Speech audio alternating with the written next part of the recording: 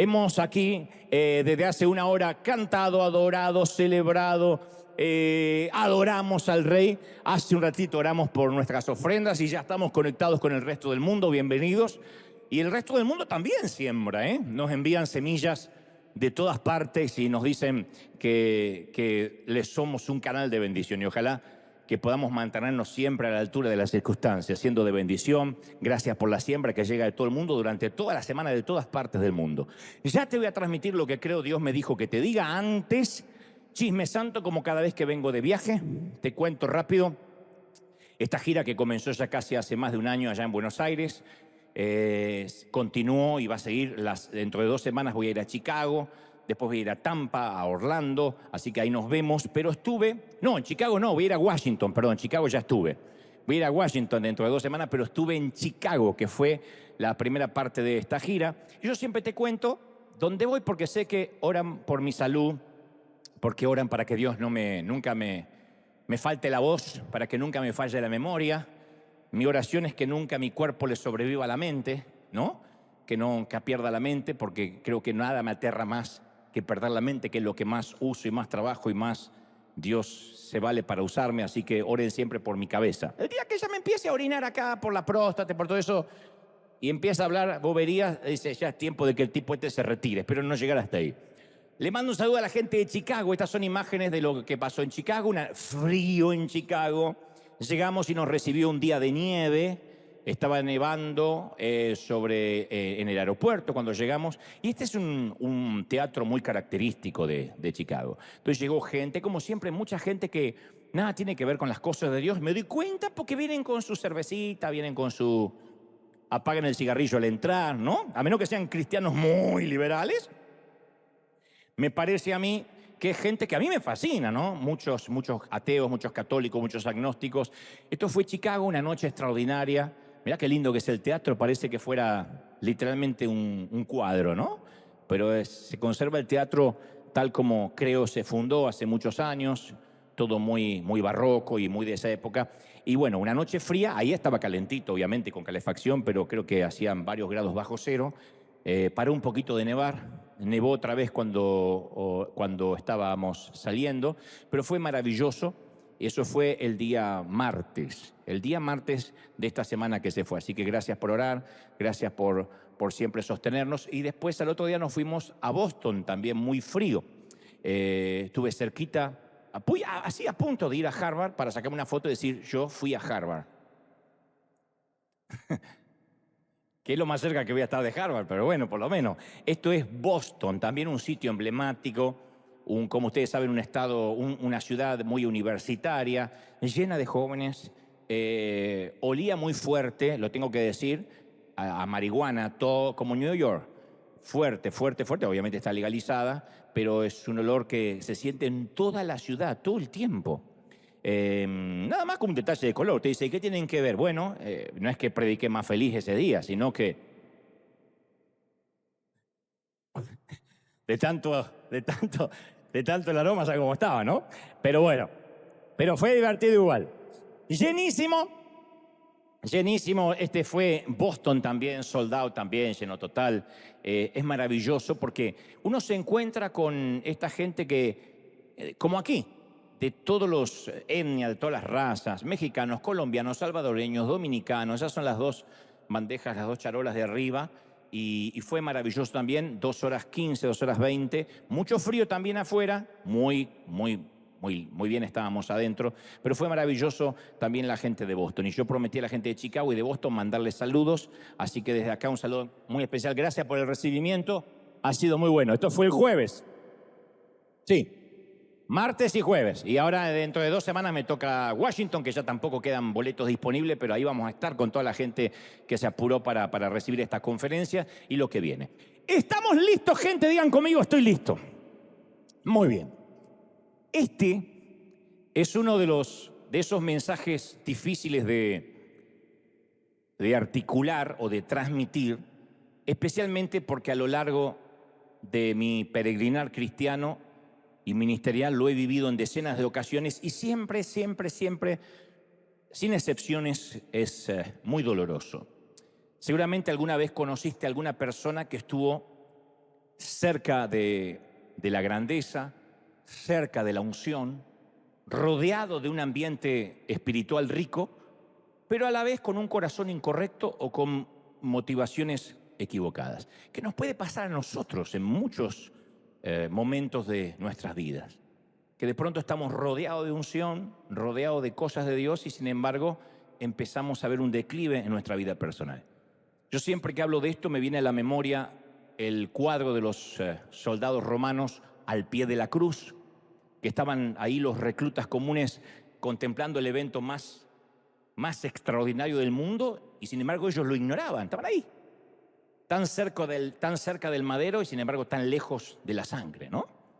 Nadie como ellos, como esos soldados del imperio invasor, estuvieron tan cerca de la cruz y del mismo Hijo de Dios en sus horas finales. Pero para ellos, estoy convencido que era una mañana más de viernes, rutinaria, y quien colgaba de la cruz, para ellos, insisto, era otro criminal común.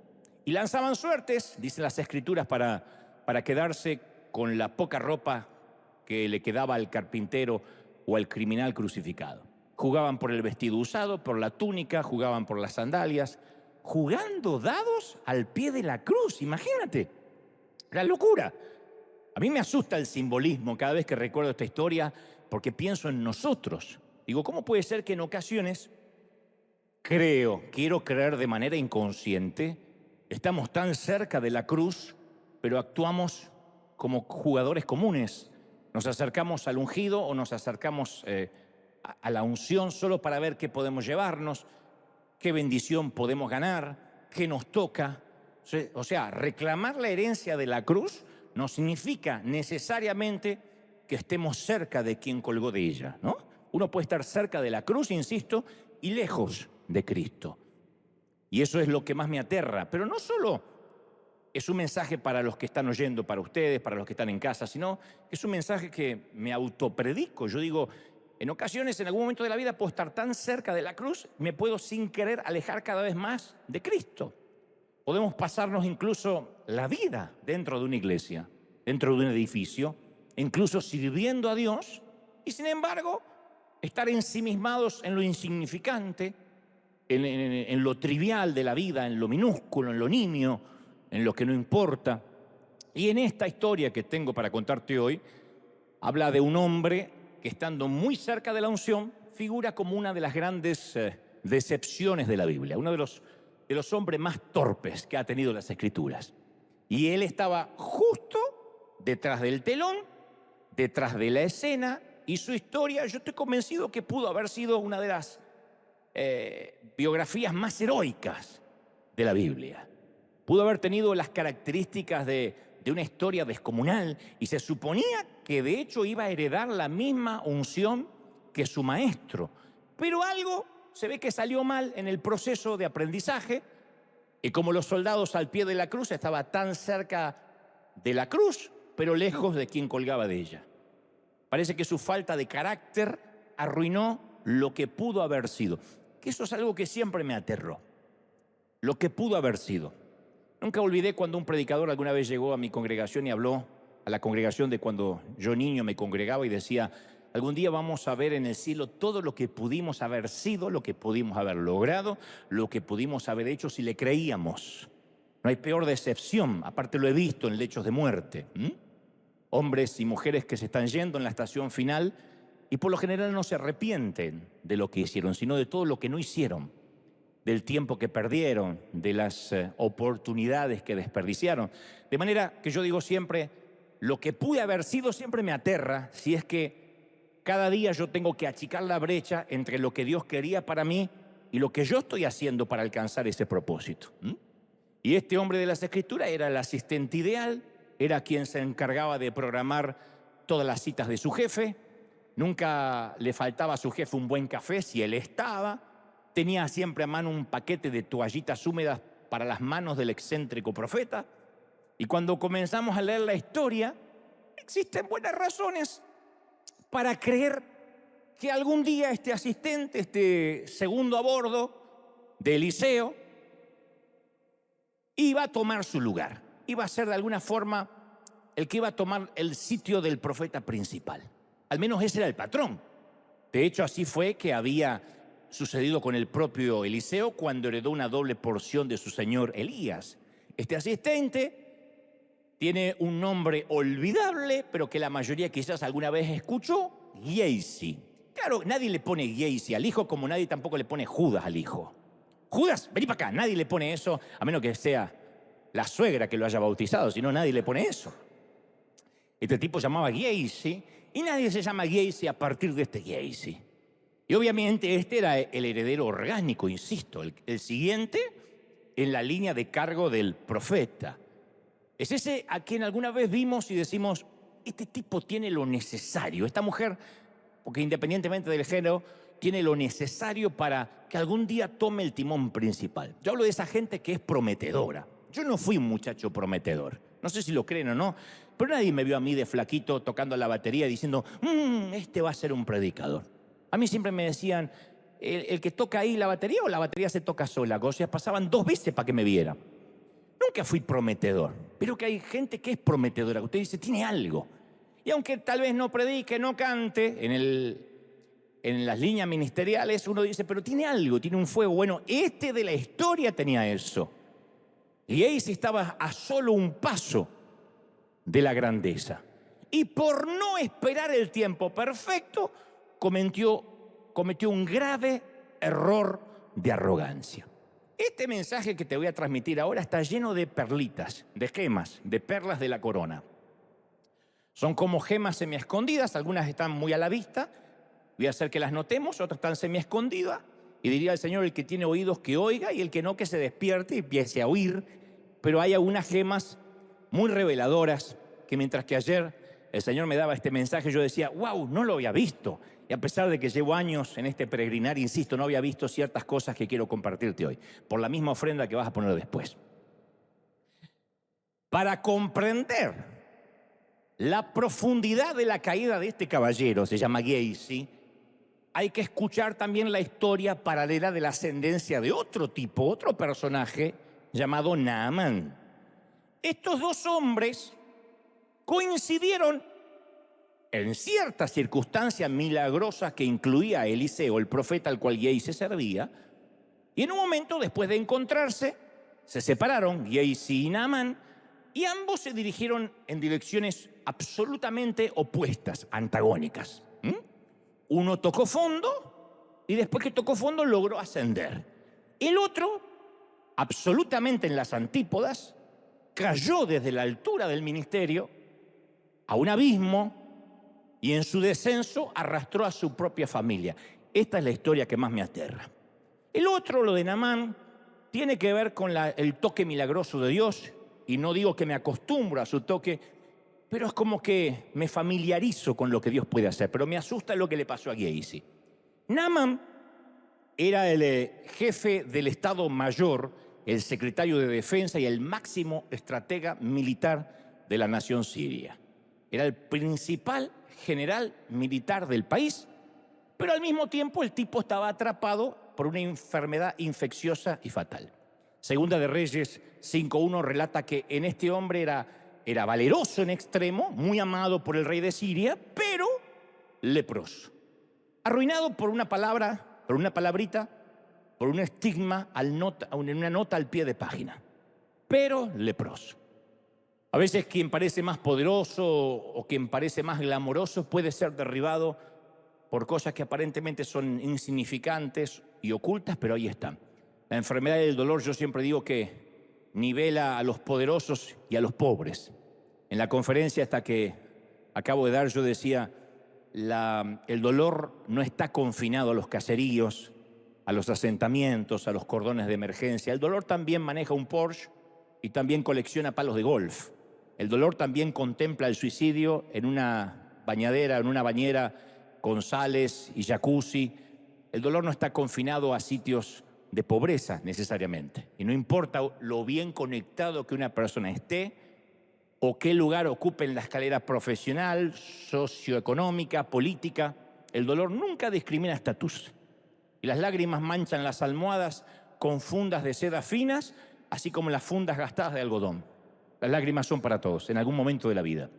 Y quizá alguien, no sé, en el caso de Naamán, quizá alguien llevaba las cepas microscópicas de lepra y estornudó cerca del general sirio. Quizás alguien se comió un murciélago en aquel tiempo y eso devino en una lepra, no tengo la menor idea. Pero si alguien contraía lepra y amaba a su familia, nunca más la veía, nunca más volvía a abrazarla ni a tocarla, tenía que confinarse, autoconfinarse. Y la plaga infecciosa lo calificaba para la expulsión inmediata y permanente de su hogar, puesto que la lepra en ese entonces no tenía cura. Y recordemos lo que fue el estigma social del COVID, aquí a la vuelta, a finales del 2019 y principios del 2020, cuando todavía la Organización Mundial de la Salud no daba con la vacuna. El estigma que era, no, allá están infectados. Nosotros repartíamos comida, recuerdo en ese momento más álgido, y nos gritaban los vecinos, no se acerquen a esa casa, que alguien está infectado. O sea, había que dejarlo morir. Yo digo lo que habrá sido la lepra, ¿no? Porque en este caso esperábamos una vacuna. En ese entonces ni siquiera había un atisbo de encontrar una cura. Y cuando la lepra golpea a Naamán, seguramente consideró que habría sido más honorable, como todo militar, haber muerto en batalla, que ver cómo su cuerpo se iba desfigurando a trozos. Porque la enfermedad solía aparecer como una pequeña capa escamosa, una pequeña área, típicamente en la frente o en sus lugares íntimos, en la ingle. Entonces el general regresó a su hogar, luego de la cita médica con su galeno de cabecera, y cuando su pequeña hija quiso salir corriendo para saludar a su papi, yo creo que el propio Naamán le dice a los soldados que le digan a la niña que no se le acerque. Luego él habla con su esposa de lejos y le dice, mira, no te acerques más, es oficial, soy inmundo. Y solo vine a decirte adiós y lo más probable es que no nos volvamos a ver. Y ahí es donde aparece nuestra actriz de reparto, solo para que podamos darle un rostro. Imaginemos que si el director mexicano Alfonso Cuarón llevara esta historia al cine, elegiría para el papel a la veracruzana Ana de la Reguera, por ejemplo. Y si no puede Ana de la Reguera, en su defecto a Yalitza Aparicio. ¿Se acuerdan la actriz de la pandemia que tanto vimos en la película Roma? ¿Se acuerdan? Digo de la pandemia porque ahí fue cuando descubrimos la película Roma, que no la entendí y me aburrí y casi me suicido a los 10 minutos de película, pero por alguna razón ganó un Oscar. Pero para que la puedan ver, esta muchacha está lavando la ropa, quizá la ropa íntima de su señor, se percata de manchas en los sitios íntimos, manchas de sangre, y a mí siempre me asombró la compasión de esta esclava, porque ella no permitió que la amargura de la esclavitud consumiera su alma, aunque quizás continuamente era subestimada por su color de piel, por su raza, por el país de donde provenía, porque apenas hablaba el idioma. Caramba, que algunos sabemos de esto, ¿no es cierto? Que cuando no, bueno, en el caso mío, que tengo un inglés muy fluido, no lo he sufrido, pero algunos de ustedes me consta que han sufrido con el idioma, con el color de piel, ¿no? Pero este caso era peor, porque no se trataba de simplemente de ser una foránea, una visitante, una indocumentada, era esclava. Yo digo que otra persona en circunstancias similares estaría tentada a maldecir a su captor. Diría, gloria a Dios que este condenado se contagió de lepra. Cuando lavaba sus calzones, dice, mirá, vos por fin es lo mínimo que se merece. Me separaron de mi familia, me trajeron cautiva, por fin Dios está haciéndome justicia. Algunos dirían, sí, yo diría eso. Diríamos eso de estar en ese sitio. Sin embargo, la dama esta logra entender que quizá el propósito de su esclavitud era precisamente para un momento como este. No era obligación de la esclava el tener que predicar, no tenía que hablar, menos para que este mundano se sanara. Este era un sirio, era enemigo del pueblo de Dios, pero ella seguramente pensó, creo, quizás hace años Dios permitió que fuera tomada esclava precisamente para ser un agente de cambio. A veces no entendemos por qué estamos en un sitio, por qué trabajamos en esa ratonera, por qué tenemos que soportar ese jefe, por qué tenemos que convivir con otros compañeros, pero Dios siempre tiene un propósito que hasta que no llega no comprendemos la totalidad del mapa. Así que le habló, predicó e iluminó la vida de este hombre. Fue ella como el átomo que explotó en el momento indicado. Y le comenta tímidamente a la esposa de Naamán, dice, mira, si mi señor, yo no quiero ser imprudente, pero estaba lavando los calzones de tu marido, no sé si le dijo así, no está en la Biblia, pero esto lo acabo de agregar, pero esto sí está en las Escrituras. Si mi señor le rogase a un profeta que está en Samaria, él lo sanaría de su lepra. Y la esposa, perdido por perdida, porque se estaba despidiendo de su marido, no dudó un minuto en decirle a Naamán lo que la esclava le acaba de comentar. Y Naamán tampoco tarda en llegar inmediatamente a las puertas de Eliseo, acompañado por un séquito completo de asesores y criados. Y llega toda la caravana, toda la comitiva completa, cargada con oro, con plata, con ropas dignas de un monarca, se para en la puerta de la casa de Eliseo. El general Naamán, conquistador de naciones, soberanos de ejército, pechito de paloma, casi un argentino, dicen los historiadores, estaba acostumbradísimo a ser tratado como un dignatario diplomático, donde quiera que fuera. Todos se inclinaban la cabeza cuando él pasaba, porque sabían que si este comandante en jefe no les veía la cabeza inclinada, era capaz de cortársela. Así que por las dudas la inclinaban cuando pasaba. Pero cuando se detiene a la puerta del profeta, a la puerta de la casa del profeta Eliseo, el tipo, Eliseo, ni se preocupa por salir. En una descortesía absoluta, desde el punto de vista para Naamán, solo le manda un mensajero que probablemente sea nuestro Giesi de la historia, y le dice mi señor, no le dice está ocupado con Dios, está recibiendo una revelación, capaz que se estaba justo haciendo un churrasco argentino.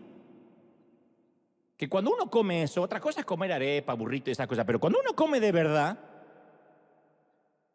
no hay militar que te interrumpa. Cuando ustedes predican, pongan el ejemplo que quieran. Sale el mensajero, sale Giesi, le dice, señor, mi señor dice que vaya y se lave 7 veces en el Jordán y su carne se va a restaurar y va a ser limpio. Imagínate la reacción del general. ¿Perdón? ¿Este tipo sabe con quién está tratando? ¿Que me meta 7 veces en dónde? Pero me está tomando el pelo. Y dice la escritura, y Naamán se fue muy enojado diciendo, yo pensaba que este tipo iba a salir, iba a orar a su Dios, iba a levantar la mano al estilo Moisés y yo me iba a sanar. ¿El Jordán? ¿De verdad? Ese río pestilente, ese charco de barro. De verdad, de donde yo vengo hay mejores ríos, más limpios en lo que yo me pueda bañar. Me tengo que venir a meter en este charco pestilente, lodoso. El líder poderoso, el más poderoso de Medio Oriente, estaba iracundo y muy molesto. Porque esta ofensa además podía traer consecuencias internacionales entre los reyes. Porque él esperaba mínimamente un tratamiento protocolar. Y siempre hay gente, habrá gente y hubo gente como este general rico. Personas que prefieren quedarse con el problema y mantener su dignidad intacta, antes que poner en sacrificio la dignidad y resolver la situación. Obviamente, para hacer la historia corta, no había nada mágico en el Jordán, ni en las 7 zambullidas. Dios pudo haberle pedido que hiciera 40 flexiones de brazos, que se comiera 40 arepas y 30 burritos, pudo haberle pedido cualquier cosa. El tema era la obediencia. Tenía que hacer exactamente 7 zambullidas, no 6, no 5, no 8, no 10 por las dudas, 7. Y si Dios siempre está más interesado en nuestro carácter que en nuestra apariencia o en el que dirán o el que dirá la gente, pero uno siempre cree que Dios va a hacer el milagro con nuestras condiciones como nosotros queremos, y eso es usar el Señor métodos pocos convencionales. Cuando Jesús ministraba a las personas, muy rara vez Él oraba 2 veces de la misma forma por la gente. Y eso era porque no quería que nosotros armáramos una doctrina de procedimientos correctos para cómo orar por la gente. A nosotros nos encanta eso. A mí me dicen todo el tiempo, ¿y no haces llamados al altar? No, porque no tenemos altar. Por lo menos acá nunca sacrificamos a nadie, no tenemos altar. ¿Y no haces repetir a veces la oración? No, a veces no. Y para algunos eso es como si fuera una herejía absoluta, porque nos encantan los métodos, es lo que se supone que deberíamos hacer, ¿no? Y como Jesús sabía que a nosotros nos encantan las repeticiones sin sentido y los procesos reproducibles, y solemos valorar más las fórmulas que la relación con Jesús, entonces continuamente cambiaba los métodos, intencionalmente el Señor, para evitar la tendencia que tenemos nosotros de imitar las técnicas. Así que pensaba, muy bien, ayer lo escupí a alguno en el lodo, hice barro y le unté los ojos, a este me parece que le voy a meter los dedos en las orejas. ¿Qué hubiese pasado, digo siempre, si Jesús hubiese sanado a todos escupiendo? A todos. Al paralítico lo escupía, a la mujer que tocó el manto se le daba vuelta y la escupía. Todas nuestras iglesias hoy tendrían su frasco de saliva ungida. Pare de sufrir y compre el escupitajo de Sion. ¿O no? Llévese la saliva del pastor. Y el proceso para que te tomen en el ministerio sería: hermano anciano, ¿usted sabe escupir? Venga, tiene la unción. Así somos. Por eso el Señor siempre cambiaba los métodos. Y el de la manera, un método que no hay precedente ni se volvió a repetir.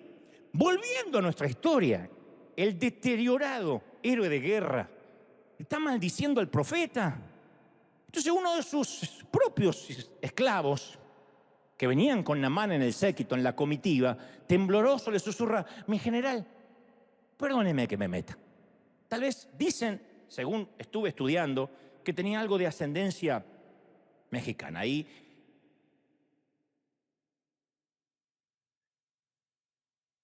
jefe, escúcheme, manito, perdona que me meta. Yo me lo imagino como nuestro Gutiérrez, así. Dice: mira, si este profeta te pidiera que hiciera algo grande, como matar 100 filisteos, tú no dudarías un minuto. Te estás pidiendo una cosa pequeña. No manches, que te des un buen baño. Que te des un buen baño con 7 clavados. ¿Qué puede pasar? ¿Qué es lo peor? Y nada más pensó: yo ni siquiera sé cómo se llama este tipo que trabaja para mí, pero creo que tienes razón. 7 clavaditos y me voy. Y la Biblia dice que descendió, se zambulló 7 veces en el Jordán, conforme a la palabra que le había dado el varón de Dios, y su carne se volvió como la carne de un niño y quedó limpio. Entonces, una vez que Naamán se sometió a la indignidad de sumergir sus inmaculadas vestiduras sirias, quedó sano. Entonces el general, ¿qué hace? Regresa inmediatamente a la puerta de la casa del profeta porque quiere agradecerle. No puede creer lo que pasó. Yo creo que algunos dicen sí tenía fe en hacerlo, otros dicen no tenía fe. Lo que sea sucedió. Palabra que fue dicha y se cumplió. Así que vuelve hasta la puerta de la casa del profeta. Sale Gehazi y le dice: hey, vine a decirle a tu jefe que estoy sano, que el truco resultó. Dile que salga, que le quiero dar una generosa ofrenda. Traje algunos camellos acá cargados con algo de plata y unos buenos trajes de Prada, Tom Ford, Gucci, Hugo Boss, Valentino, Versace, Louis Vuitton, Christian Dior, Yves Saint Laurent, Armani, Valentino, Dolce & Gabbana, Dante Gebel. Están acá. Y quiero que se lleve algo. Y se volvió loco. Fue y le dice a Eliseo que afuera estaba el tipo, que se había sanado y que quería darle una generosa ofrenda. Le dice: esto es una oferta que no podemos rechazar. Y el profeta no solo ni siquiera sale a saludar otra vez, sino que su respuesta al ofrecimiento del acaudalado y magnate sirio fue: vive Jehová, en cuya presencia estoy, que no lo voy a aceptar. A ver, había momentos que Eliseo aceptaba las ofrendas con agrado. No era un petulante que rechazaba siempre ofrendas. Había momentos que sí. Pero en este caso dejó claro que no iba a tomar ni vestidos, ni plata, nada. Y no da ningún motivo. No lo explica verbalmente, no lo articula, tampoco se lo dice a su segundo a bordo, Gehazi. Y si acaso Gehazi hubiese preguntado: ¿y por qué? La respuesta hubiese sido: ¿por qué no? Como a veces los padres le decimos a los hijos: ¿por qué no? A veces podemos dar una gran respuesta, a veces decimos: ¿por qué no? Porque soy padre. Porque puedo decir por qué no, porque toda la vida me lo dijeron y ahora que soy padre lo puedo decir yo. ¿Por qué no? Ahora, yo siempre he creído que el mayor signo de madurez es cuando obedecemos sin ningún motivo. Caramba, eso es lealtad. Porque confundimos la palabra lealtad y pensamos: yo soy leal siempre y cuando esté de acuerdo con la visión. Soy leal siempre y cuando me guste todo lo que pasa en la congregación. No, la lealtad se mide como se midió la de David, con un suegro y un rey que lo quería matar. Sin embargo, él dijo, no tocaré la unción de este siervo. La lealtad se mide cuando no estamos de acuerdo. Eso es lealtad. Después, leales, cuando todo nos gusta y cuando todo es primavera, somos todos leales. Pero cuando no entendemos una orden, pero sí sabemos que servir es también obedecer, aunque no entendamos todo, eso es lealtad. A mí me ha tocado muchas veces de obedecer cosas. No hablo de órdenes caprichosas, humanas. Hablo de situaciones que no entendía, porque no todos tenemos una visión 360 de lo que pasa. Los jefes de las compañías, los pastores, los líderes siempre tienen una visión 360 y después cada uno ve la visión a lo cual fue circunscripto, a lo cual la jurisdicción que nos fue entregada. No podemos ver todo, pero alguien que ve todo dice, yo que entiendo, imagínate Dios lo que ve y cuando nos da órdenes, porque sabe que tiene pensamientos de bien y no de mal para nosotros, y nosotros tenemos que obedecer, simplemente sal de tu tierra y tu parentela, punto. Sin notas al pie, sin GPS. Entonces hay órdenes que hay que obedecer y no hay nada que defina más la lealtad que la obediencia cuando no estamos viendo el plano completo. Esto dícese para cada momento de la vida. Porque para obedecer sin ver el plano completo, yo tengo que tener plena y ciega confianza en una persona, en el líder, en Dios, diciendo, bueno, qué sé yo, sabrá. Yo no entiendo esto. Eso es lo que sucede en un ejército. Nosotros nos llenamos la boca diciendo somos soldados de la cruz. Bueno, cuando el soldado tiene que acatar una orden, no siempre entiende la estrategia militar que se proyectó en el Pentágono. Uno tiene que acatar la orden. Soldadito, quédese acá. Punto. Eso es lealtad. Y ahora el profeta dice, ¿por qué no? Y ahí dice, porque no voy a tomar ninguna ofrenda. Y en ese preciso momento, que la codicia del corazón de Gehazi se apoderó de él. Cuando cuestionó al profeta de Dios. Y dijo, pero al final así no vamos a sobrevivir. Tenemos la nevera vacía, tenemos que comprar algo de carne para el invierno, nos faltan algunas cosas, esta ofrenda nos viene re bien, el tipo no es que se lo estamos pidiendo, lo quiere sembrar. Y ahí es cuando abrió la puerta al pecado. Dice la palabra que cuando Gehazi, criado de Eliseo, el varón de Dios, recibió la orden de que no iban a recibir ninguna ofrenda de este caballero, dijo para sí mismo, o sea, se habló solo. Yo sé que hay gente acá que se habla sola. Hay algunos que se hicieron un grupo de WhatsApp consigo mismo, pero eso ya es más grave. Yo me estaría internando solo si estás en ese nivel. Pero sí hablamos todos con nosotros mismos. Y él habló con sí mismo y dijo, he aquí mi señor fue descortés con este caballero Naamán, no tomando de su mano cosas que no le pedimos, que las quiere dar. Vive Jehová. Fíjate vos qué espiritual el Gehazi. Vive Jehová, que correré tras él y voy a tomar alguna cosita. En primer lugar, no es un detalle no menor este que te voy a contar. Dijo para sí mismo, o sea, tuvo un interesante diálogo interno. Yo siempre digo que lo que hablamos con nosotros mismos siempre determina lo que hay en nuestro corazón realmente. No importa lo que le decimos a la gente, esa es la versión oficial, sino lo que pensamos. Lo que pensamos son nuestras verdaderas motivaciones. La palabra dice, tal es su pensamiento, tal es el corazón. Tal es el corazón, tal es la mente. ¿Por qué es que a veces queremos servir? Yo siempre pregunto, ¿quieres servir o quieres que te vean servir? Detalle que solo vas a responder en tu diálogo interno. ¿Por qué hay gente que quiere predicar? ¿Por qué hay gente que quiere tener una compañía? ¿Para qué? Bueno, para que mi familia esté mejor. Bueno, eso es lo que uno responde cortésmente, pero en el diálogo interno, ¿qué? Hay una famosa película del 2013 llamada La Purga, que el argumento gira alrededor de un gobierno hegemónico, totalitario, que brinda una licencia a toda la población, a toda la ciudadanía de 24 horas para cometer cualquier crimen y cualquier pecado sin ser castigado. Esto es para que se purgue la ciudadanía. Hay un día entero donde la policía no aparece, no hay bomberos, no hay hospitales, la gente puede hacer lo que quiera. Durante un día, nada es crimen y nada es pecado y todo es completamente legal. Algunos están pensando, ¿dónde está eso? Es una película. Pero la idea de la película, cuando uno termina de verla, es que nos preguntemos, ¿qué haría yo si tuviera 24 horas en que nada se considerara un crimen o un pecado? Si yo dijera, te doy 24 horas, yo cierro los ojos y puedes hacer lo que quieras, ¿qué harías? Algunas personas estoy viendo que no les alcanzaría un día nomás. Bueno, eso que pensaste es lo que realmente eres. Eso demuestra que no pecamos porque no queremos, sino muchos no pecamos porque no podemos. ¿Quiénes somos? Somos lo que haríamos si pudiéramos. No lo que no hacemos porque no podemos. Nuestro carácter verdadero es lo que haríamos tan solo si pudiéramos. Ahí es cuando uno entiende lo que es pecar con las intenciones del corazón. Por eso cuando escucho a alguien que dice, no, en nuestro tiempo no se pecaba como los jóvenes de ahora. Siempre le digo, eso es verdad, pero no porque éramos más santos, porque no pecábamos por falta de recursos.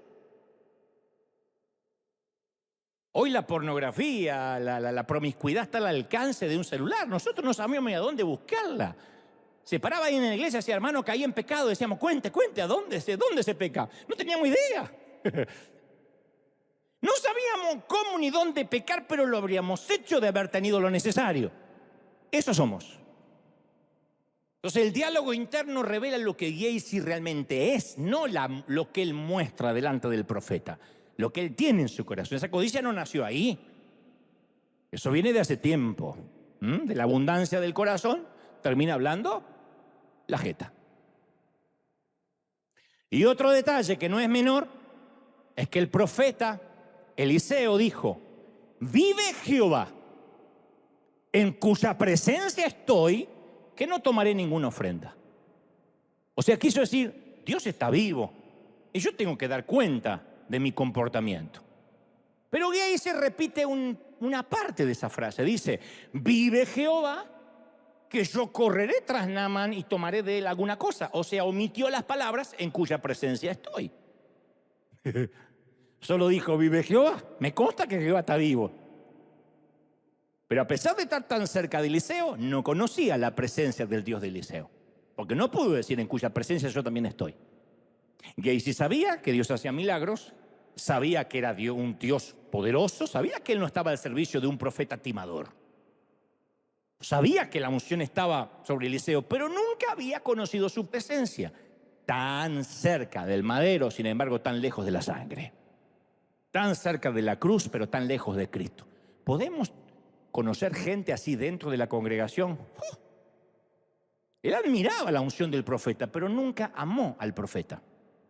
Nunca. Admiraba lo que tenía el profeta, pero nunca lo amó, nunca lo estimó.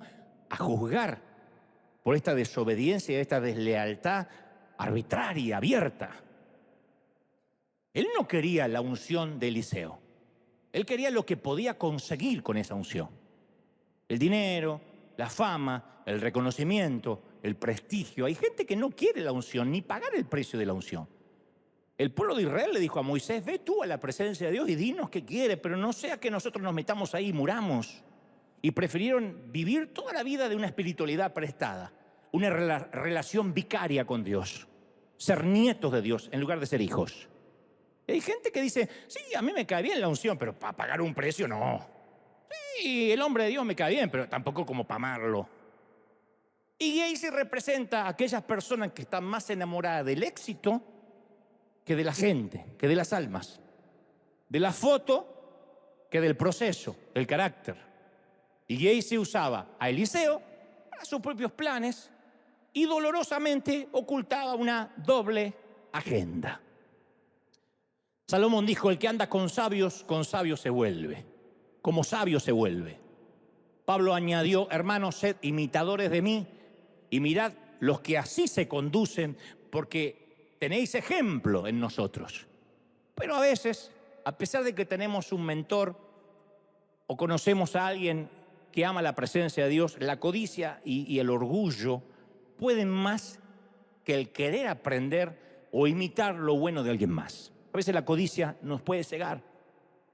Si un hombre de Dios tiene miles de miembros, es muy difícil que por ahí otro hombre de Dios diga, ¿qué podría estar haciendo este hombre que quizás yo no hago? Tal vez no comparto su mensaje, su estilo, porque soy estilos diferentes, porque es la multiforme gracia de Dios. Pero ¿qué puede estar haciendo bueno que yo pueda imitar. Es muy difícil que uno encuentre esa grandeza. Existe, pero no abunda. Lo más fácil es decir, no. Tiene mucha gente porque predica falsa doctrina. Y le da a la gente lo que quiere oír. Y si a otro le va mejor, el recurso es, bueno, seguro que todo eso se lo da el enemigo. Ahora, si lo tengo yo es de Dios, si lo tiene él es del diablo. Si Dios me bendice a mí, Dios me dio este auto. Si se lo da a él, se lo dio Satanás. ¿Por qué? ¿Qué es lo que no nos permite imitar lo bueno? Nuestra arrogancia. El creer que nosotros tenemos derecho a tener lo mismo o más, o tener esto antes que él. Al inicio de este mensaje yo te dije que este era un mensaje difícil, porque a lo largo de los años me ha tocado conocer a mucha gente con el mismo espíritu de Gacy. Es un patrón que se repite. Hay muchos que se pegan a un ungido, a un movimiento, aman la visión, en un momento parece que están metidos, pero en realidad envidian la bendición colateral que viene junto con la unción. Y entonces hay gente que lleva una agenda oculta. Puede pasar en tu compañía, puede pasar en tu empresa, que tiene una doble agenda, tratando de conseguir contacto, reconocimiento y cualquier cosa que pueda sacar de esa relación. Siempre digo que es normal y lógico que un día Dios a muchos de nosotros nos cambie los corazones y nos veamos obligados a partir de un lugar. Ya sea que tenemos que partir de un estado, irnos de un país, como muchos de ustedes lo han hecho, irnos de una congregación. Yo estoy listo para que muchos de ustedes algún día digan, me tengo que ir hasta aquí. Algún día me puede tocar a mí. Decir, me tengo que partir. Eso es a veces orgánico y es parte normal del crecimiento. Es como dejar ir a un hijo. El momento que lo tenemos que dejar volar. Esto va para una mami que dice, pero ¿cómo lo voy a dejar volar si tiene 48, todavía no se sabe cocinar? No hay que dejarlo volar. Pero lo que es anormal es que algunos permanecen donde ya no sienten de estar ahí. Y Dios le cambió la orden. Y dicen, pero me voy a quedar. Y pueden durar hasta 2 años, 3 años, 4 años con una doble agenda. Hace mucho tiempo alguien me dijo, yo siento que no quiero estar aquí, Dante, porque Dios me está moviendo a otro sitio. Y yo le dije, enhorabuena, a mí también me pasó. Pero le pregunté descarnadamente, le dije, te quiero preguntar si es por esto que me estás diciendo que te querés ir, que siempre me desobedeces, que siempre me faltaste el respeto, que en los últimos años me has mentido, que haces exactamente al revés todo lo que te pido que haga. ¿Es por esto? ¿O tienes otro problema con el que estás bregando? Y él me respondió aún más descarnadamente. Me dice, no, puede ser. Que yo hace 3, 4 años que mi corazón ya no está acá. Yo dije, condenado. 3, 4 años con el corazón equivocado. ¿Cómo uno puede estar acá y el corazón en otra parte? Entonces eso es cuando uno empieza a envidiar otro sitio, pero se queda acá por alguna razón. O sea, envidia es querer lo que la otra persona tiene y sentirme mal porque yo no lo tengo. Es sentir desagrado por cómo Dios bendice a alguien más y desechar la bondad de Dios para conmigo. Es el deseo sumado al resentimiento. Entonces, los pecados como la avaricia, como la lujuria, tienen que ver con la gratificación de mis deseos. Pero la envidia no solo busca la autogratificación, sino que persigue disminuir a quien yo envidio. Y por su naturaleza la envidia nunca se apacigua. Es como tratar de calmar la sed tomando agua salada. La envidia siempre crece, a menos que uno diga, Señor, voy a enfocarme en lo que Dios me dio. Y ahí se corre tras la comitiva de Naamán y habla en nombre de su Señor. Dice, y siguió Gehazi a Naamán, y cuando vio Naamán que venía corriendo este muchacho, se bajó del carro para recibirle. Fíjate qué cortés que era el militar y qué agradecido que estaba sano. Le dice, muchacho, pasó algo. Se bajó del carro el general. ¿Qué pasó, muchacho? ¿Pasó algo? Y él dijo, todo bien, señor. Mi señor me dice que justo que te fuiste, llegaron de visita 2 jóvenes que son hijos de profetas, y me dijo que lo pensó mejor mi jefe. Y que acepta algo de dinero y un par de trajes nuevos. Hugo Boss, si pueden ser. Otro grave síntoma, cuando alguien desobedece y oculta una doble intención, las famosas frases, mi Señor me dijo, el Señor me mostró, sentí de parte de Dios. Yo tengo urticaria de esas frases. pero no porque ustedes las digan y yo las puedo decir. Yo también tengo urticaria de decirlas yo. Tengo mucho cuidado de decirle, esto siento de Dios. Hasta digo, antes de empezar, esto es lo que creo Dios me dijo que te diga. ¿Por qué? Porque creo que Dios me está diciendo esto, pero tampoco soy un tipo infalible. No puedo decir, y vengo, acabo de bajar del monte, ustedes vinieron en Uber, yo vine en carro de fuego. No. Puede que entre el mensaje esté inmiscuida mi personalidad. Dios sabe eso. Pero yo me crié en un ámbito donde todo el mundo sentí de Dios. Sentí de Dios de abandonar mis 8 hijos y mi mujer e irme por las naciones a predicar. Dios me dijo, yo sostendré tu familia, tú vete. Ah, mira vos. Dice, ¿por qué Dios no me dice algo así? Ah, no, porque fue una noche de indigestión donde Dios le dijo. Y a veces se escudan tras esa frase que no admiten debate alguno. Dios me dijo. Dios me dijo que me vaya acá. Dios me dijo que deje de sembrar. Dios me dijo, y a veces hasta son frases antibíblicas, anticarácter de Dios. Porque van contra la ética, contra el buen gusto. Van contra el protocolo de hacer las cosas bien. Dios me dijo que desaparezca. Hay gente que desaparece de una congregación de la noche a la mañana sin decirle al que está al lado, me voy. Porque Dios le dijo, vete de aquí. Dios no hace las cosas así. Conozco a Dios. Dios es un Dios de orden, un Dios de ética, un Dios de principios y un Dios de carácter. ¿Sí o no? Pero a veces ocultamos las ambiciones y los deseos con un mi Señor me dijo. Y Éxodo 27 dice, no tomarás el nombre del Señor tu Dios en vano, porque el Señor no tendrá por inocente al que tome su nombre en vano. Y esto no significa, por eso yo digo, ay my gosh. No, esto no significa eso. Significa, en todos los ámbitos, yo soy muy temeroso de esto, porque a veces es preferible decir, mira, iglesia amada, tenemos una deuda que afrontar, pagar el edificio, lo que sea. Estoy hablando de una hipótesis. Y apelo a tu generosidad para que juntos paguemos esto. Eso es mucho más auténtico, más honesto que decir, el Señor me está mostrando que tenés que traer tu pacto aquí delante y tu ofrenda y tienes que ser próspero. Eso es más deshonesto. El Señor me está diciendo, no te está diciendo el Señor, te lo dice la planilla Excel. Y no está mal. Hicimos las cuentas y no llegamos. Podríamos juntos, como en el libro de los Hechos, pagar esto y juntos traer las pertenencias. Es más honesto, la gente apreciamos la honestidad. Pero el Dios me dijo siempre contamina una mala intención. O mejor dicho, la mala intención contamina al Dios me dijo, si el Dios me dijo fuera honesto. Entonces a Dios no le gusta que hablen por Él. Como a ninguna persona le agrada que hablen por ella. Yo hace unas semanas me reuní con el personal de River, el personal de planta, y le dije, a partir de ahora, el nuevo axioma, el nuevo proverbio es, lo que no está escrito no se dijo. Lo que no está escrito no tiene validación. Y di la directiva que cualquier orden, cambio o instrucción tiene que hacerse por escrito con copia a los implicados para evitar malos entendidos. Y esto se debe a que hemos crecido mucho, los empleados también, y a veces nadie sabe quién dio la orden. Y empezaba a circular la frase, dijo el pastor, órdenes del pastor. ¿Y esto quién lo dijo? Me parece que fue el pastor. Nos dijo que lo echemos a usted. ¿Quién dijo? Creo que el pastor. La mayoría de las veces yo no estoy enterado. Molesta cuando usan tu nombre. Imagínate Dios. Y Eisi no solo usó el nombre de su Señor, sino que mintió descaradamente diciendo, vinieron visitas de improviso. Este es otro síntoma del que oculta una doble agenda. Porque una cosa es hablar en fe y otra cosa es mentir. Una cosa es proclamar en fe y otra cosa es exagerar.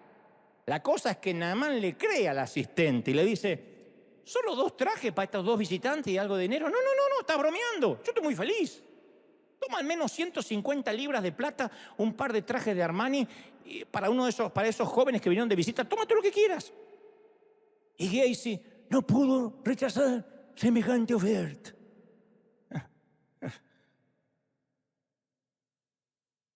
Algunos se perdió el chiste, no importa, tiene que ver con otra cosa. Y la Biblia narra otra cosa que no es un detalle menor. Dice, y ató 2 talentos de plata en 2 bolsas y 2 vestidos nuevos, los puso todo a cuestas de 2 criados que se llevó Gacy, porque Gacy también tenía su gente a cargo, tenía su grupete. A todos el salario se lo pagaba Eliseo, pero los tenía para él. Solo un talento pesaba 30 kilos. Entonces los criados de Gehazi llevaban la carga y él iba atrás, que ese es otro síntoma. Esto no falla de quien tiene doble agenda. Tienes que verlo en tu casa, en tu hogar, en tu empresa, en tu compañía, en tu iglesia. El que tiene doble agenda siempre usa a la gente para su provecho. Cuando alguien está cerca de la unción para su propia conveniencia, siempre va a evitar el trabajo duro, siempre. Recuerda que aman el éxito, no aman la gente. Y todas las personas son como un peldaño más para que él pueda subir para su propia visión. Siempre, esto no falla. Por eso yo digo siempre, yo observo mucho cómo la gente trata a quien no le puede devolver el favor. Lo dije hace unos domingos atrás. Observo mucho a cualquier persona, sea un hombre de negocios, a un hombre de Dios, una mujer de Dios, si maltrata a un camarero.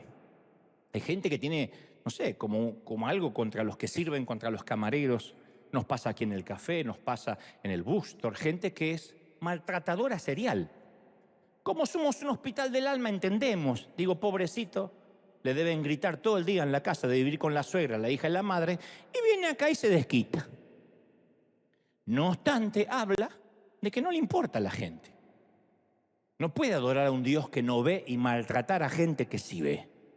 Y el que maltrata a la gente que sí ve es porque seguramente nunca estuvo en la presencia de Dios y fundamentalmente tiene una doble agenda. Viene a buscar bendiciones, viene a ver que le toca al pie de la cruz, pero no quiere conocer a Dios. Porque lo primero que uno aprende cuando se acerca a Dios es que debe amar a la gente, debe amar al prójimo como a sí mismo. Y esto se pone aún mejor o aún peor según cómo se ve. Dice que Gehazi con los criados va a un lugar secreto, toma lo que estos criados le traen y lo oculta, lo guarda en una casa y manda a los hombres que se vayan. Su ignorancia, la de Gehazi, hizo que escondiera los tesoros de Naamán en un lugar secreto pensando que Dios no lo estaba viendo. El lugar secreto tipifica lo que hablamos, pensamos y hacemos cuando nadie nos ve. Ese es el lugar secreto. Cuando yo era chiquito, recuerdo que nos reuníamos con mi familia y otras familias en nuestro hogar los días miércoles supuestamente para orar. Y cada hermana traía algo para compartir. La compartida siempre duraba más que la orada. Pero antes de orar, mientras iba la comida y venía, cada persona se explayaba contando chismes de la iglesia con lujo de detalle para que estemos orando. Y yo quiero orar por el hermano Pancracio, que cayó en adulterio. ¿Se puede saber con quién para orar más específicamente? Con la hermana Ruperta. Oh. ¿Y en qué lugar para saber si ahí hay un asentamiento de demonios? ¿Y cuántas horas fue? Porque para ver si el pecado duró. Queríamos saber todo. El lugar secreto no era para orar, era para despellejar. Era un centro de carroña, un sitio de canibalismo humano. Pero decíamos, ¿cuándo nos volvemos a juntar para orar? Había que juntar chisme y traer para el próximo miércoles. Ese es el lugar secreto a veces. O el famoso desahogo en familia. No, yo nunca chismeo, esto no sale de la familia. Desahogo familiar es chisme. Y Dios puso al chismoso en la misma línea del homicida. Y Gehazi pensó que podía timar a Dios y que podía timar al profeta. Así que rápidamente esconde el botín al tipo, pensando que el truco de él estaba funcionando y vuelve delante de Eliseo. Entonces el anciano profeta fija sus ojos penetrantes. ¡Oh, qué momento! ¡Qué feo! Dice, Gehazi, ¿viste que cuando uno no quiere enfrentar te agarra la sorbera? Gehazi, ¿por dónde anduviste? ¿Quién?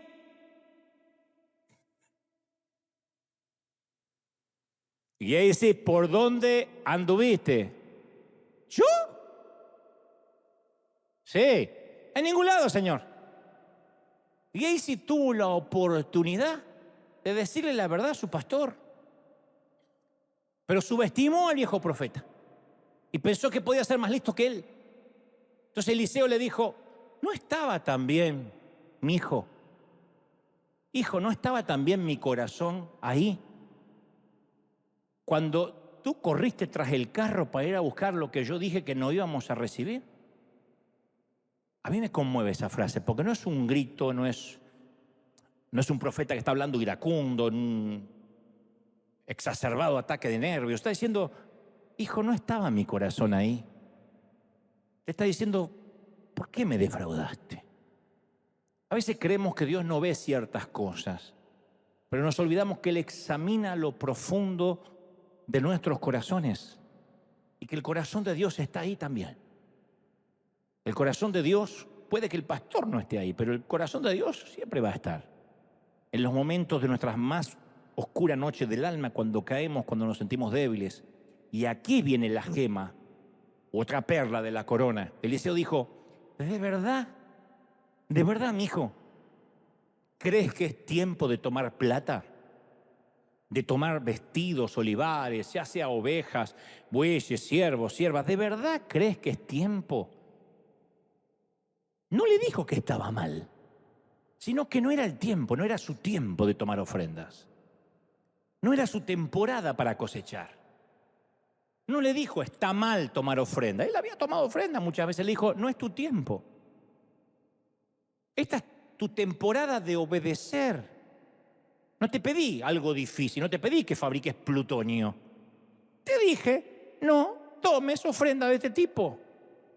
Porque yo entiendo que en la presencia de Dios donde estoy, el Señor dijo, no va a haber ofrenda de este hombre, por razones que solo Dios entiende. Yo creo que te he contado una infinidad de veces que tuve la providencia de servir a Dios desde que tenía 19 años. La primera vez que prediqué tenía 19 años. Comencé a predicar ahí antes de los 20 y nunca más me he callado hasta la fecha. Y yo realmente me sentía un consentido de Dios, sentía el favor de Dios en todo lo que yo tocaba. No era un gran predicador, pero para cuando ya tenía 23, ya estaba acostumbrado a mucha gente que me decía cuánto Dios me usaba. Y para un muchacho con una estima totalmente destruida, con un hogar donde nunca recibió validación, esto es altamente peligroso porque empecé a prestarle atención a los elogios. Me gustaban los halagos. Peor aún, comencé a esperarlos. Entonces, si alguien no me decía halago, yo me quedaba un rato más con la gente, decía, voy al estacionamiento por si alguien me quiere felicitar y se olvidó. Y la gente me decía, eres buen orador. Otro decía, no, eres muy carismático. Y claro, con la necedad de los 23 años, yo empecé a creerles. Y empecé a pensar, por fin soy alguien. Esto tendría que verlo mi papá. Esto tendría que verlo mi vieja. Esto tendría que verlo la maestra que me dijo que fui un imbécil. El pastor que dijo, usted no tiene llamado. Tengo éxito. Y cuando ya tenía 24 años moría porque me invitaran a predicar en congresos importantes. Es donde todos aparecen las caras de todos los famosos, como si fueran los Power Rangers o los DC Comics. Y mi meta era llenar mi agenda con invitaciones de todo el mundo. Yo quería fabricar oportunidades y todo lo que fabricamos con esfuerzo humano no viene con la garantía de Dios. Y me apresuré a tener una cosecha que todavía no me pertenecía. No era mi tiempo de cosechar. Pero yo anhelaba esa honra para validarme como persona. No me miren así porque ustedes a lo mejor hubiesen hecho lo mismo. Miren diciendo, ¡ay, qué pecador! Bueno, ustedes hubiesen hecho lo mismo. Tenía 23 años yo. Yo te contesto un montón de veces, pero presiento que va a ser de bendición otra vez. Estaba en un congreso enorme en Santiago de Chile. Cuando te invitan a un congreso de esos enormes, tus motivaciones son puestas a prueba, porque en el juego de las comparaciones, mientras que mejor le vaya al orador anterior, peor te vas a ver tú que vas después. Mientras que mejor le vaya a ellos, en desmérito, si el otro le va peor, en desmérito a él, a uno le va mejor. Yo lo que soñaba era que el que estaba antes que yo fuera aburrido. Para que pase yo y la gente que, bueno, este por lo menos es más divertido. Porque cuando uno va detrás del otro en esas maratones de predicadores, te guste o no, el público compara. Me dice, me gustó el anterior, era más ungido. El anterior escupía, este no. Veremos a ver qué es. Y cada predicador que tomaba el micrófono de algún modo tenía que superar las expectativas del anterior. Y yo en aquel momento era muy maduro, demasiado inseguro, fui muy inseguro por muchos años y no quería que a los demás les fuese demasiado bien, insisto, porque me dejaba mal parado. No quería estar a la sombra de nadie. Y aparte tenía a desmérito que era el más joven de todos los predicadores, el más muchachito. Y a mí siempre se me vio más joven de lo que era, porque muy flaquito. Entonces, si tenía 23, parecía de 14. Llegó mi turno, prediqué mi único sermón del momento, Noemí. Recuerden que yo prediqué Noemí, Noemí 2, Noemí 3, la venganza de Noemí. Noemí ataca de nuevo. Noemí recargada, Noemí regresa. Noemí contra Godzilla. Yo Repetía lo mismo siempre. Yo prediqué a mí, no a mí. Me sentí feliz. Y luego de mi conferencia, literalmente el siguiente predicador me destrozó en público durante la siguiente hora. Y dijo cosas tales como: yo no entiendo cómo estos congresos serios invitan a estos argentinitos. El único argentino era yo, ya te digo, sin experiencia. Y luego dijo: estos muchachos como los que acabamos de ver se creen los ungidos, pero déjenme decirles que en poco tiempo van a desaparecer y no vamos a saber más de él, porque estos muchachos son una moda, son fuegos de artificio y vienen a predicar aquí con emociones baratas. Eso fue lo más lindo que recuerdo en aquella mañana en Chile. Nunca había visto tanta tirria, tanta hostilidad en una persona para conmigo. Fue tan duro y explícito que el anfitrión, el querido Fernando Chaparro, a quien le mando un saludo, me pone la mano sobre la rodilla y me dice: no te preocupes, Dante, que esto va a forjar tu carácter. Para los que no hablan chileno: no te preocupes, Dante, que esto va a forjar tu carácter.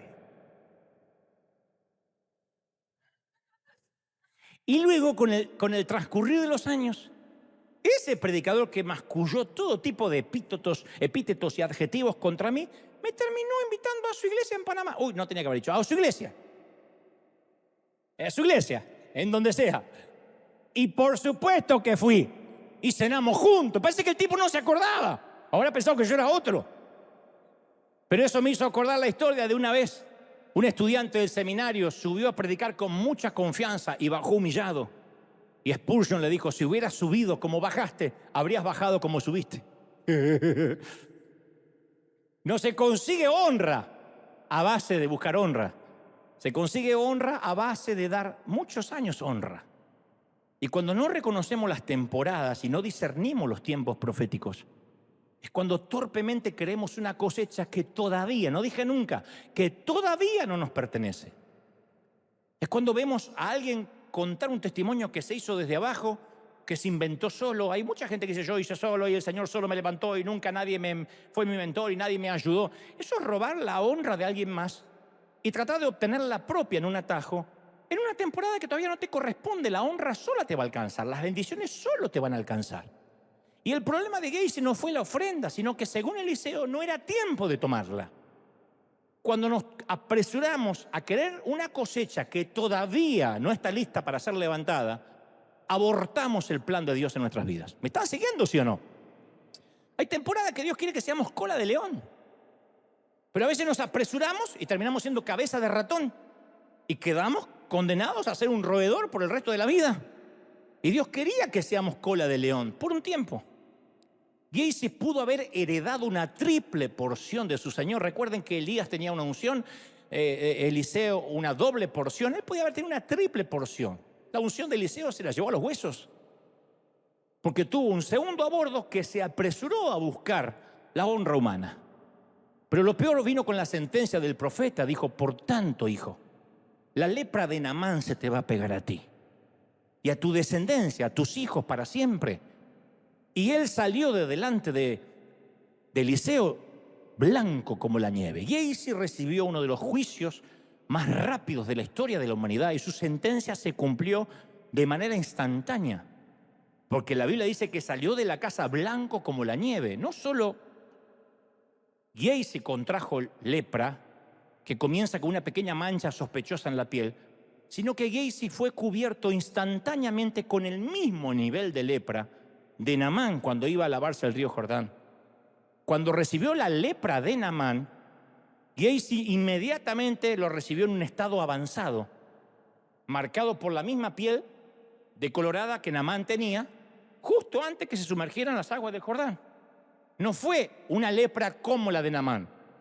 Era literalmente la lepra de Naamán la que se le pegó.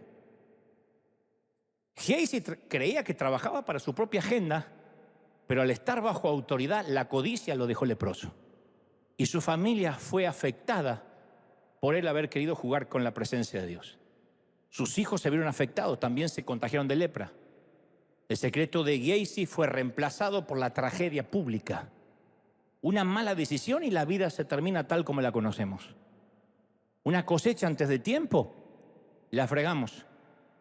El siervo del profeta más grande de esos días quedó lleno de células escamosas y úlceras que supuraban. La obediencia trae bendición, la desobediencia trae la lepra, que es la vergüenza pública. Sospecho que cuando Gacy llegó a la casa descubrió que ya habían tirado sus pertenencias en la polvorienta calle junto con sus hijos, sus cosas. Sus hijos se infectaron inmediatamente a la misma hora con la misma enfermedad. La arrogancia es la lepra del alma.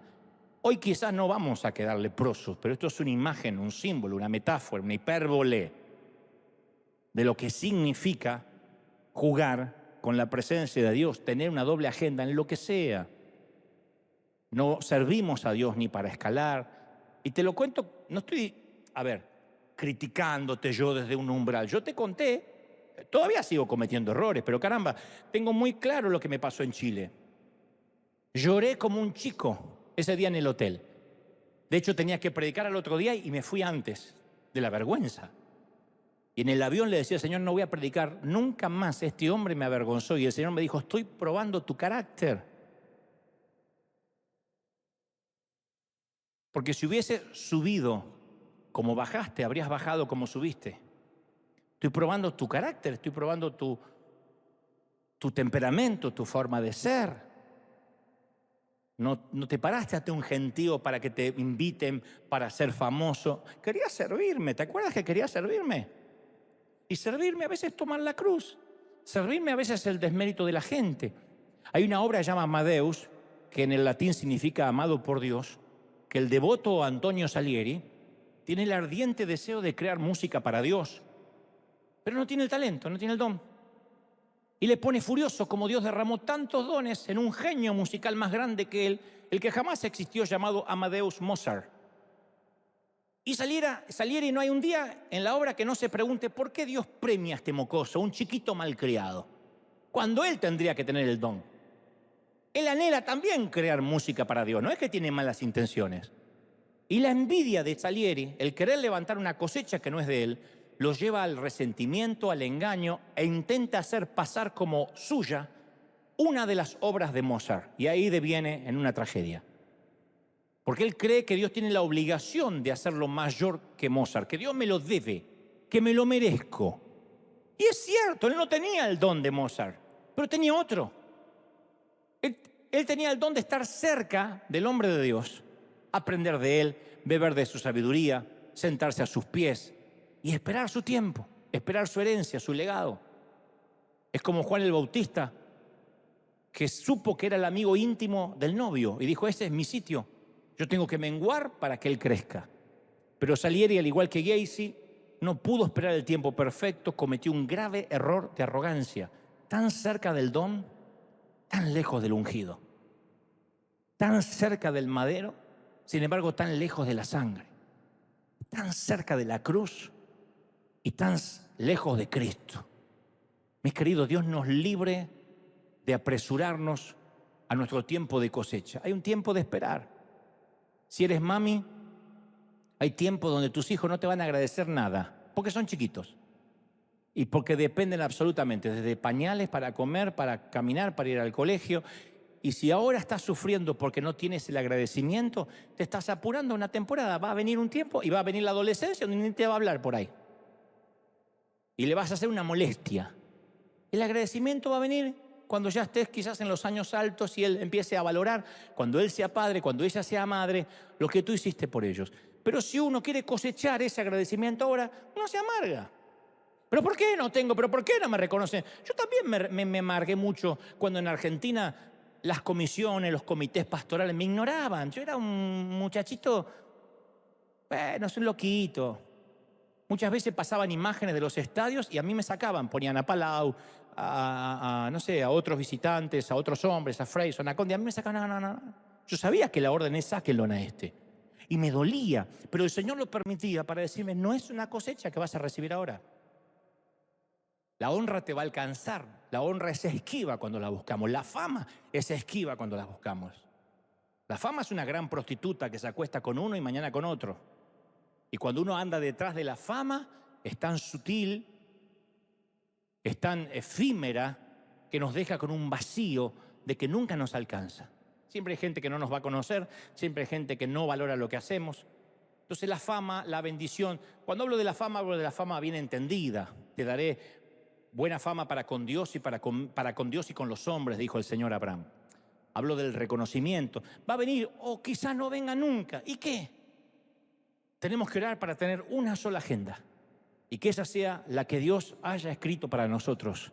Y decirle, la acepto, la recibo, sea como sea.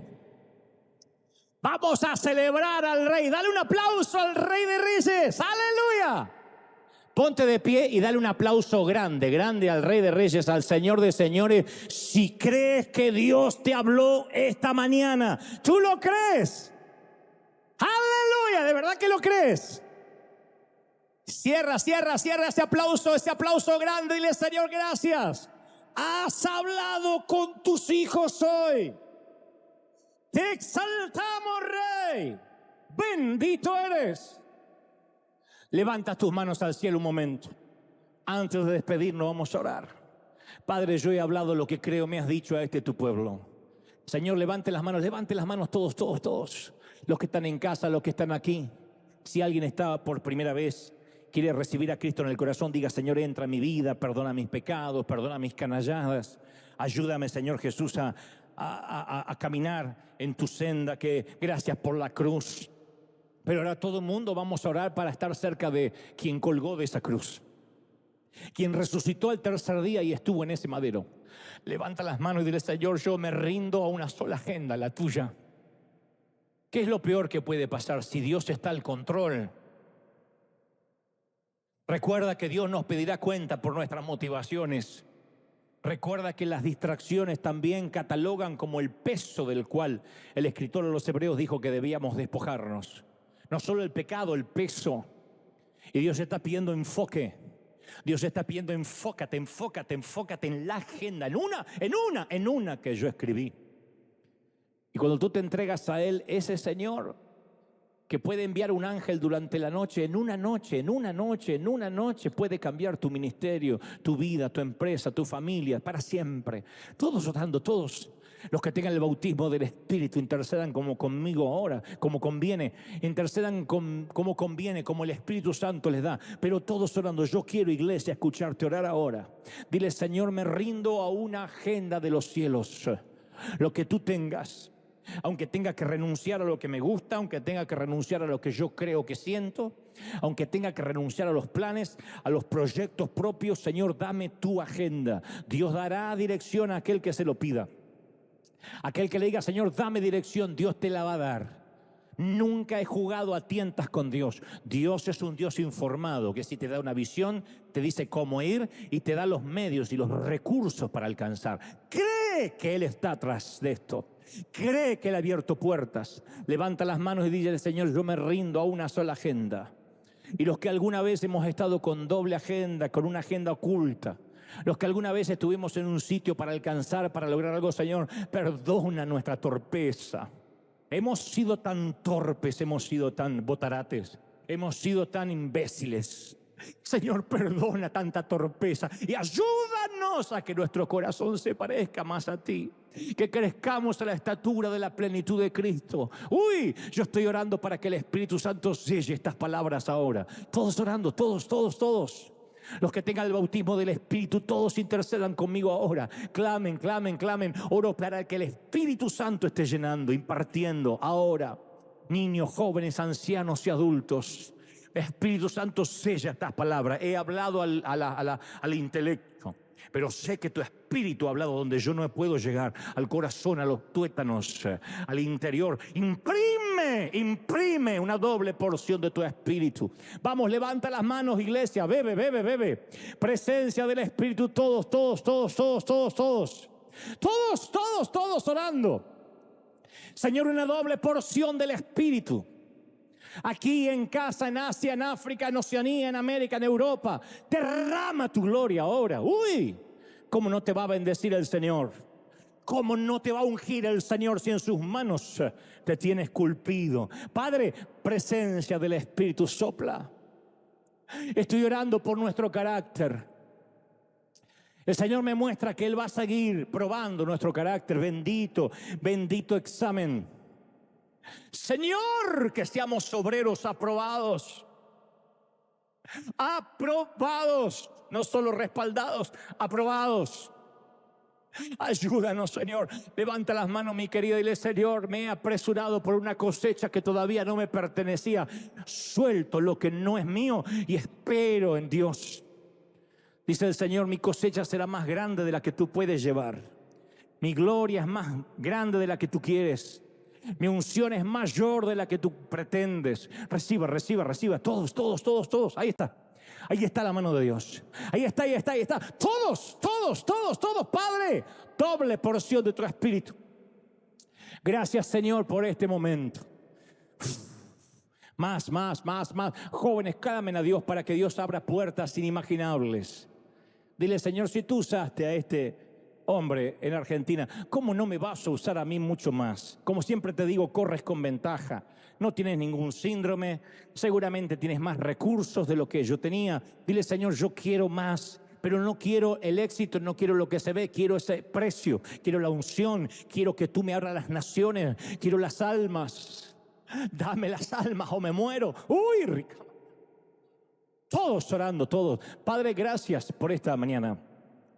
Tarde o noche, en cualquier parte del mundo, he predicado, he transmitido a este tu pueblo, a este tu ejército, lo que creo me has dicho que diga, a esta tu primera línea de campeones. Señor, gracias por esta mañana. Gracias por lo que hemos sentido. Que la palabra quede en nuestro corazón dando vueltas. Lejos la lepra de la codicia y cerca de nosotros tu unción, tu presencia, tu cruz. Perdónanos, Dios, a los que tenemos años en esto y tantas veces nos desviamos y tantas veces hemos metido la pata. Te amamos, Señor. Te exaltamos, mi Rey. Padre, oro por los que levantan las manos ahora y digo: Señor, bendícelos en los últimos 2 meses del año. Yo declaro que noviembre y diciembre serán años de un reencuentro con tu presencia, un reencuentro contigo, de un despertar espiritual, de oración, de búsqueda, de ayuno, una búsqueda espiritual como nunca antes hubo. Pon en ellos una hambruna, pon en nosotros una búsqueda de tu presencia como hace años nos sentimos. Yo te pido, Padre, que los bendigas, que los toques, los unjas y los bendigamos a todos. Estemos bendecidos en todo. Yo los bendigo en el cuerpo, en el alma, en el espíritu. Bendiga, Dios, tu entrada, tu salida, tu acostarte y tu levantarte, tus horas de descanso y tus horas de trabajo. Suelta, Dios, sobre ti una bendición grande. Lo creemos, lo declaramos. En tu nombre decimos amén y amén. Gloria a Jesús. Que ese aplauso sea al Rey de Reyes. ¿Pueden sentirlo, sí o no? Como quisiéramos quedar ministrándonos, pero hay otro servicio. Dios te bendiga, Dios te guarde en casa. No te entregues. ¿Cómo te ama el Señor? Chau, chau, chau, chau.